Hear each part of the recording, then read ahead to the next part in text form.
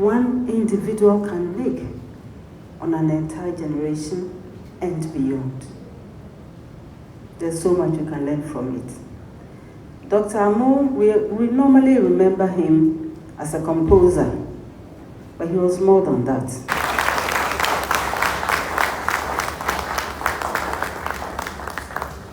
Julie Launch, thank you very much. Thank you for the advice. There's nothing you can't buy. You are not like you are doing. You are not working. You are here to celebrate Amu. So give me one. As I said earlier, you know.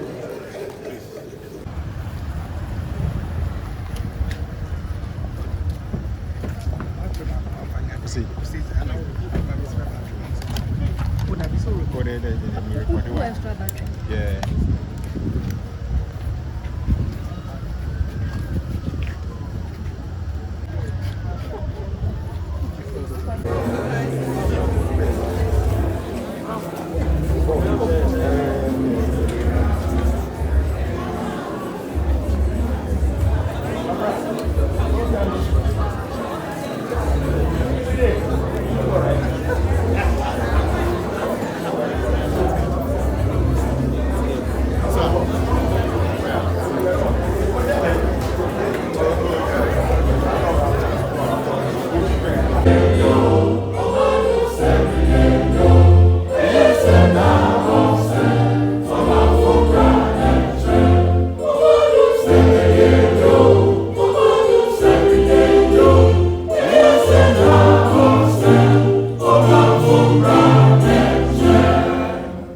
Thank you very much. Let's remain 5,000 pounds of faring.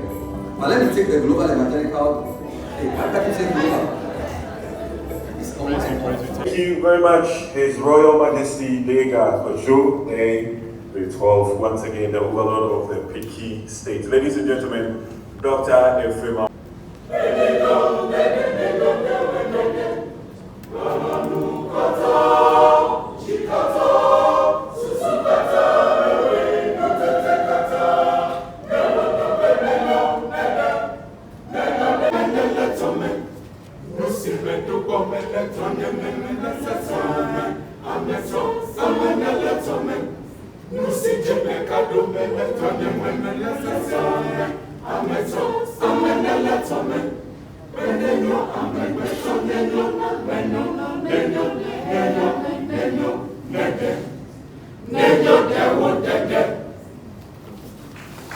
With the author of the book, which means that he's going to come here to talk to all of us. And it's a statement that is not for all of us, ladies and gentlemen.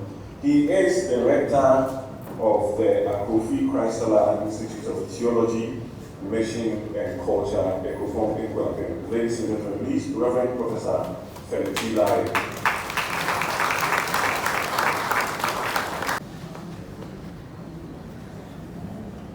Excellency, the Vice President of the Republic of Ghana, Professor Jane Naana, the clergyman, Madam Chairperson, invited guests, ladies and gentlemen, all protocols observed.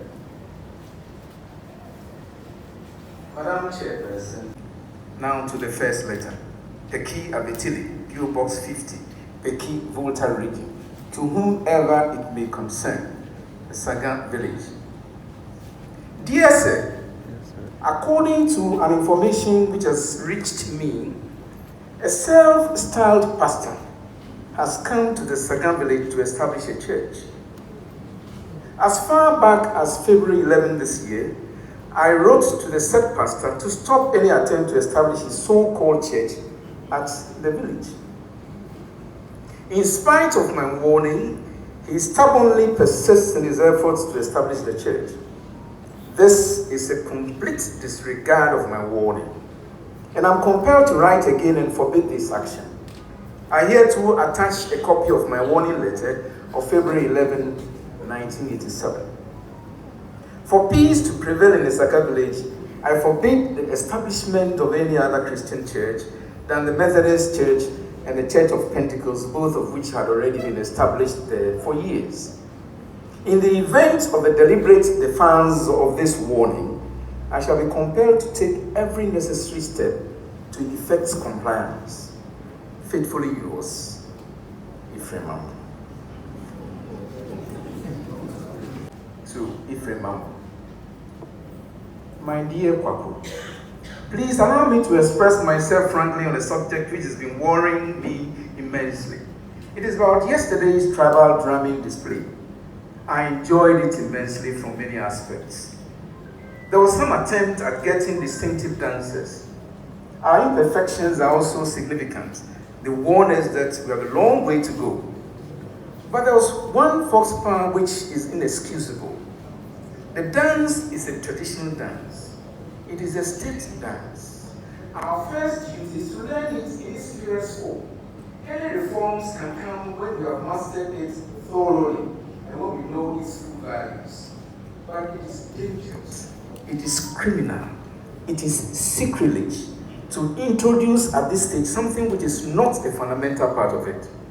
I was thoroughly disgusted with the Boma dance display. A minor defect was that there was a European beating of time element in it, which spoiled our traditional heritage of rhythm. It was bad, very bad. But the other thing was sacrilege. Women beating the drums of the Boma set is taboo.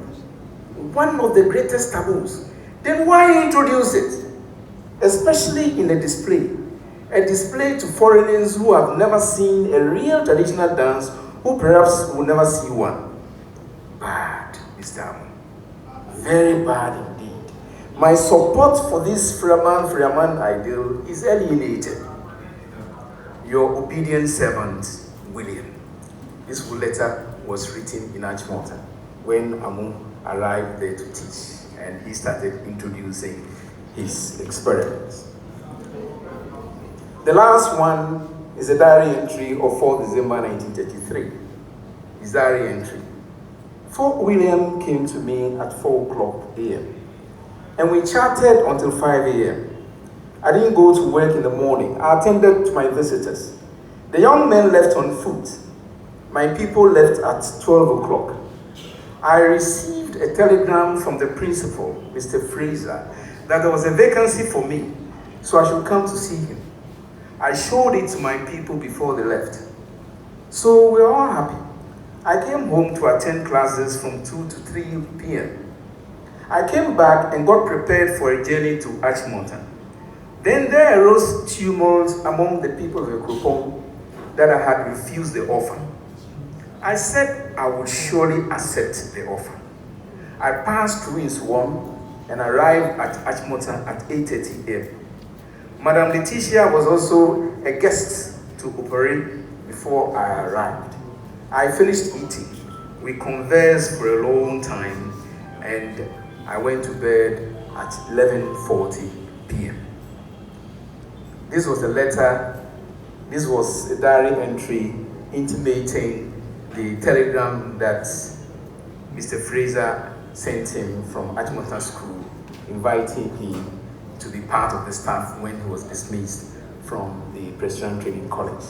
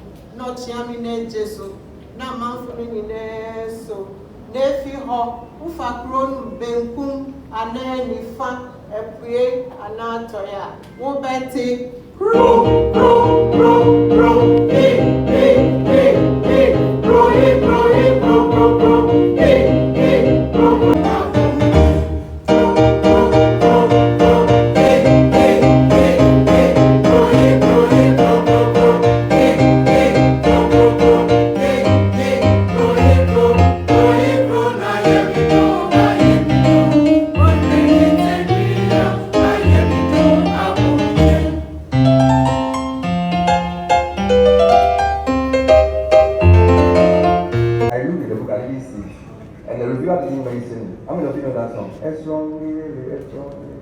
It's very beautiful. So, the Vice President, Professor Naana,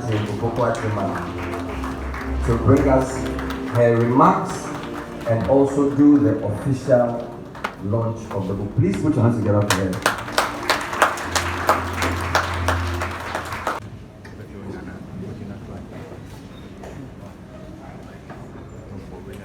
Let me begin by addressing the chair and refer to the protocol established, but also isolate my Methodist former chair of the Northern Diocese, where my own church is situated. But don't worry, I've also benefited from the Presbyterians. I was in the Presbyterian boarding school for a number of years before I went to secondary school. So we are all in this together. And unlike my son Bernard, they sang my favorite one. And that is Edikamfumo. It's very significant for me because we should never forget that wherever we think we are today, many people have made it possible. It is very important always to recognize them, and even to, I see Professor Adane too. And so I'd like to offer one copy to the Paramount Chief of the Key.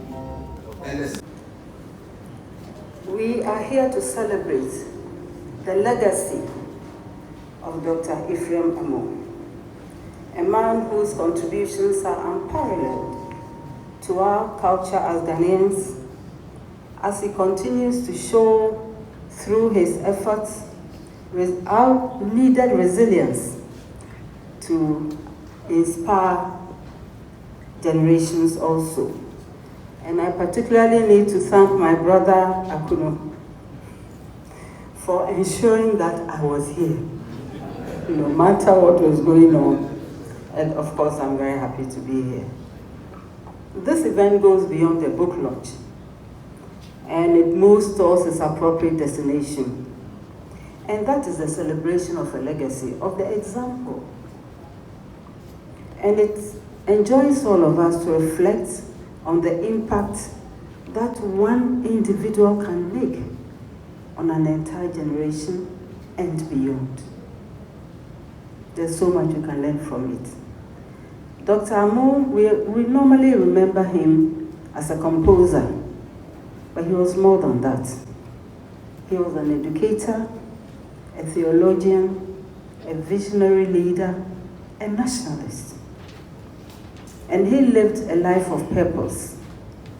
And he has left behind a blueprint for patriotism, self-reliance, deepened identity, national pride. He was unwavering in his commitment to Ghana's cultural identity and moral integrity. And all of these made him an extraordinary figure whose contributions even discerned his impact on music or education. And he went on to shape the national consciousness. Today, as we launch this book, we are not just recounting history. We are reclaiming a vision.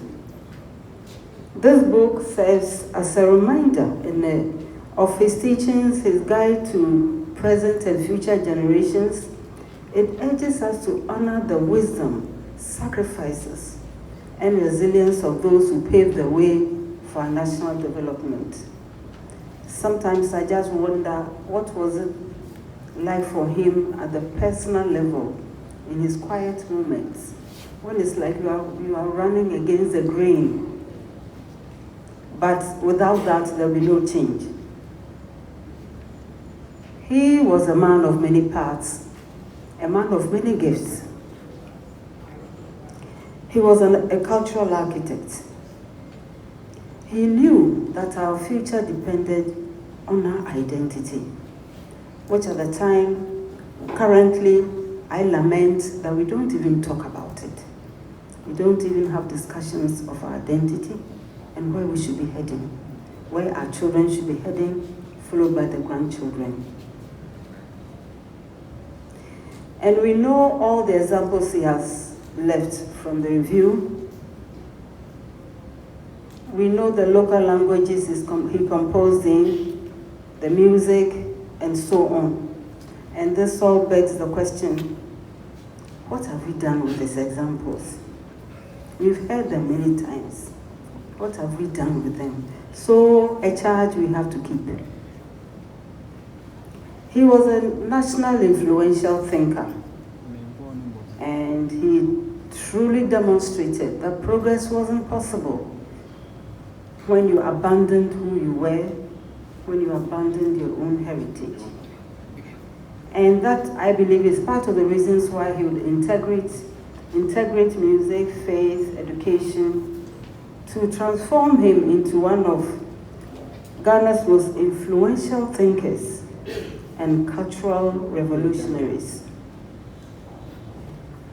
What a man. His masterpiece, Yanara Assassini, again, is not a song only. It's a call to national consciousness, a call to action, a reminder to all of us to cherish who we are, to defend our land, to develop it to the interest of everyone. And today the words remain relevant to uphold the values of unity, of respect, of discipline, of patriotism, and of self-respect. His contributions to music are very well known, but along with the song, he carries the message. And the message is to advocate for a holistic education, the kind of education that nurtures intellect, morality, creativity, and above all, respect for human beings. We know his commitment to cultural preservation and self-reliance as the very foundations of life, as has been raised already. He wasn't a passive patriot. He was bold, he was deliberate, and he was transformative. He did not just talk about these, he embodied them and he lived them. His patriotism, again, was not just words. He took the necessary steps and practical ones to challenge the colonial status quo. By wearing his own clothes to church, he was just being himself. And to expect that that was an offense is interesting. But again, I ask myself, what have we learned from it? And I heard through the reviewer about his fabric that was woven. We live in a hot part of the country, and he wears cotton. What can be wrong with that? Sometimes I wonder if people like that were still alive, what would they say about us? Of all the examples they left, what have we done with them?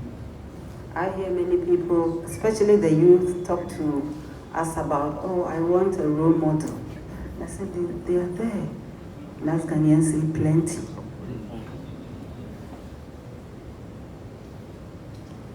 And he thought that education, especially which is the place where you nurture your human soul, whatever, must be the kind that lays minds to solve problems and not to become a burden on society.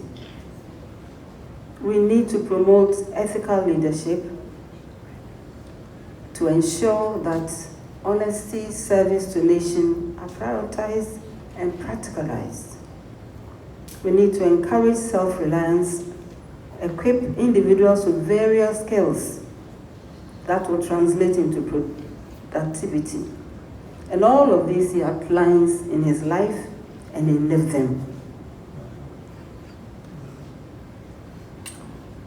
He also knew that nation building, and the nation is all of us. So it's never left to only one wing of who we think we have become. It's everybody's duty. regardless who you are, regardless what you do. And everybody, as I keep saying, brings something to the table. We don't all have to bring everything, the same thing. Different talents are to be respected and encouraged. And of course, he lived discipline. He didn't, to the priest, he didn't preach at us to be disciplined. He led the example. And if today we face new challenges and opportunities, and even challenges and so on, we can ask ourselves if we are upholding the values of integrity and service. Are we truly embracing our identity in the way Amu envisioned? Sometimes we may say that, oh, we didn't know any better, but we have examples, at the very least, in the author we are celebrating today. And his confrontation was on ways in which Christianity alienated us from who we could be. And that was why he challenged the colonial interpretations of faith and of contextualized Christianity. He spoke to the hearts of all of us in languages we understand. And everybody knows I've been very, very passionate about the use of our languages in teaching our children. You don't have to spend so many years trying to understand English before they begin to learn. We already have set them back. I know it's a dialogue that needs to continue, and I urge all of us, our revered priests and our traditional leaders, to support that.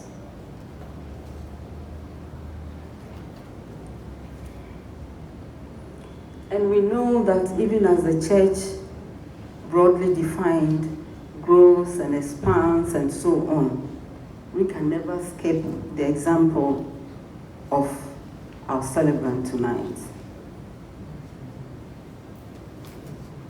He was open to other cultures, but not in ways that would defray his own. And this is something we say is a global world or whatever we want to call it. We need to ask ourselves, where are we in that group? Are we part of it? And if so, in what way? He shows us the way in which we can be part of the human drive.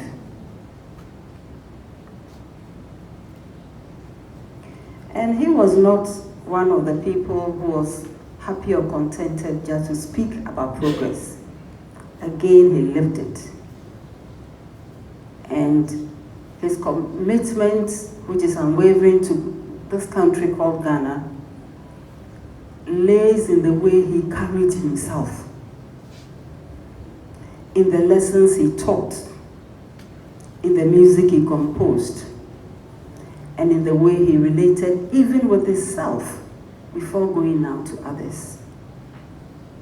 His vision for Ghana, where people worked hard, honored their culture, upheld discipline and integrity, is something we can all walk away with. And weak as we are, so try to emulate them. Madam Chairperson, today we stand as a nation at the crossroads of development. But we need to ask ourselves again. We have examples before us of national pride, self-sufficiency, discipline, sacrifice to embody as part of the building blocks. For far too long, we have allowed aspects of our own culture to be seen as obstacles. At many fora, I've raised the point. Everybody tells us the negative aspects of our culture. I believe we all know that. It almost became a refrain. And I asked myself, will somebody talk about the positive aspects of our culture? So we all leave thinking that we don't have anything worthy. We need to reverse that dialogue and ensure that, yes, we have challenges, but we've also had successes. We have had successes embodied in people like Ephraim Amu. Otherwise, it looks like they didn't do anything. If we are not doing anything, let's accept it and change our rules. So this book is more than a collection of stories or letters or sermons. It is a living document. And it reminds us all that even one single voice, when it is committed to truth and service, can shape the destiny of a country, of a nation, in a very positive and lasting way. Amu has shown us that we don't have to wait for external forces to validate our worth. We can define our own paths, write our own narratives, set our own standards for excellence. Today, as we reflect on his contributions, we need to do introspection too, and ask ourselves a few questions about how we can apply his lessons to the challenges we face today. How can we use his way of life, his way of seeing, otherwise called his philosophy, to build a stronger, more united Ghana? How can we all ensure that future generations to continue to honor and live by this legacy? So it is a document that challenges all of us to carry this vision forward. Let us be inspired by his examples and follow them. Let us eschew mediocrity and strive for excellence and to work for the greater good of our nation. Let us remind ourselves that Ephraim Amu's music builds us, protects us, develops us. His sermons stir within us a renewed commitment to integrity, to faith, to sacrifice, and to service. It is again a call to action. The action that urges us to reject corruption, embrace self-reliance, prioritize national development. And I want to encourage all of us, including myself, and our youth who are the leaders now and tomorrow, please read the book. You will not find this on WhatsApp.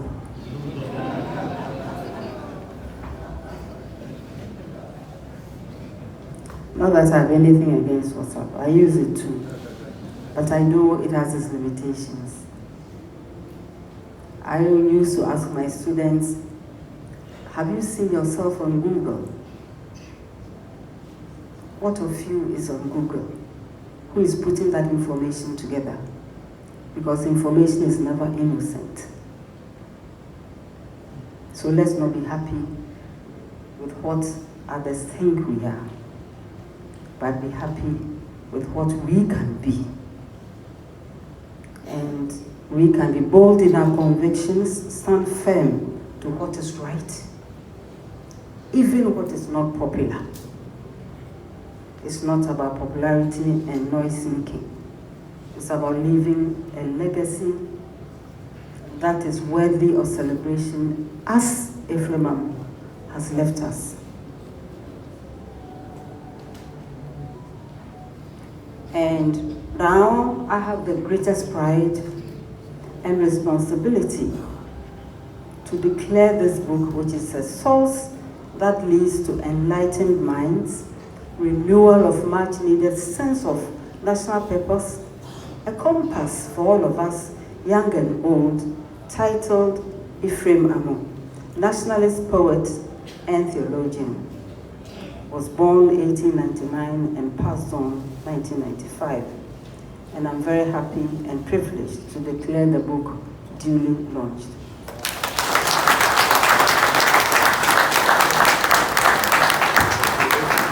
May God continue to bless his memory. May God continue to bless our nation, Ghana. Thank you very much.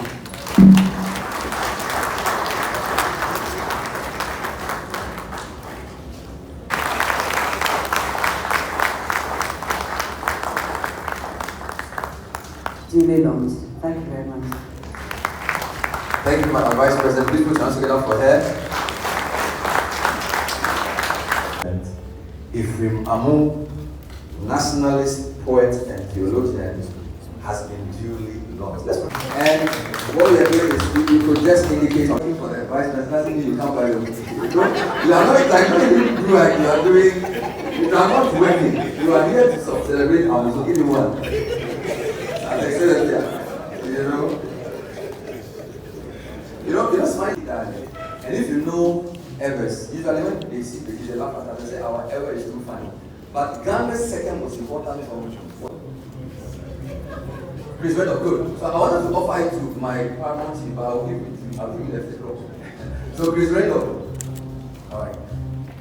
This one. Chris Randolph is, where is Chris Randolph? So he's taking the fourth copy. Wonderful. So first copy by our chair, second copy by the vice president, third copy by the secretary, fourth copy to Chris Randolph. And for example, because I won't put us on the map, and I'm sure you also know that the EP Church started at Breathtaking Arrived. I'm sure you know this. Is the moderator here? Let's go. From my house is at 1911. Fine. Where is the moderator? Or is Rep? Give the seat of the moderator. The global, the EP Church, not global, forgive me, EP Church. EP Church, Ghana will take the same copy. And you are